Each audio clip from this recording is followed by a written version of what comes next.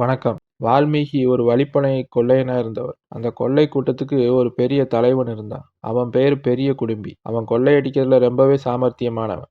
அதனால பலர் அவனை அண்டி வாழ்ந்தனர்.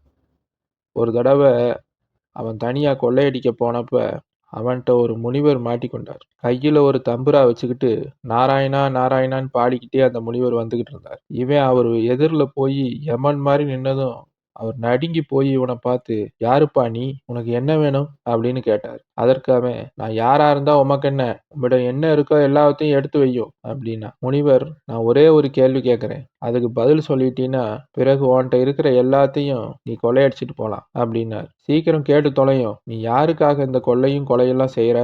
வேற யாருக்காக? என் மனைவி மக்கள் இவங்களுக்காகத்தான். என் மேல அவங்களுக்கு அதிகமான அன்பு. அவங்க வச்சிருக்க அன்பு கொஞ்சம் நெஞ்சம் இல்லை என் மேல அப்படின்னா.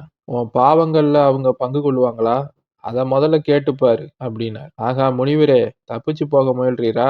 இதெல்லாம் என்கிட்ட நடக்காது. இல்லையப்பா, நீ வேணா என்னை கட்டி போட்டுட்டு போ. அவங்க உன் பாவத்துல பங்கு கொள்றதா சொல்லிட்டாங்கன்னா என்கிட்ட இருக்கிற எல்லாத்தையும் நீ எடுத்துக்கலாம். அப்படி இல்லைன்னு சொல்லிட்டாங்கன்னா நான் சொல்றதை நீ செய்யணும் அப்படின்னார்.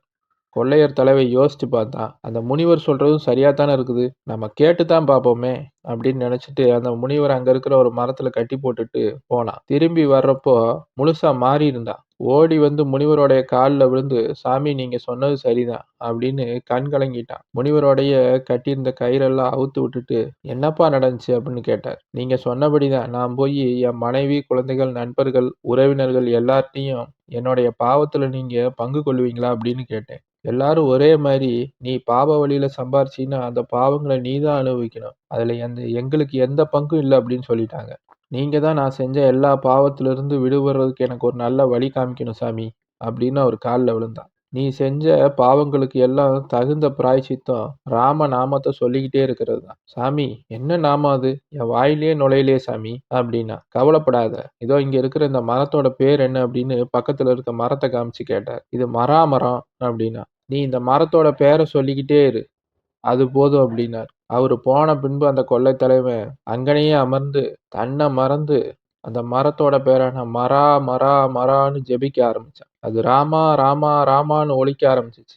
அந்த ராம நாம ஜெபத்துல அவன் பாவமெல்லாம் அழிஞ்சு ஞானம் பெற்றவன் ஆனான். அவன் தவம் முடிஞ்சு ஒரு புற்றுல இருந்து வெளியே வந்தான். புற்றுல இருந்து வந்ததுனால வால்மீகின்னு அழைக்கப்பட்டார்.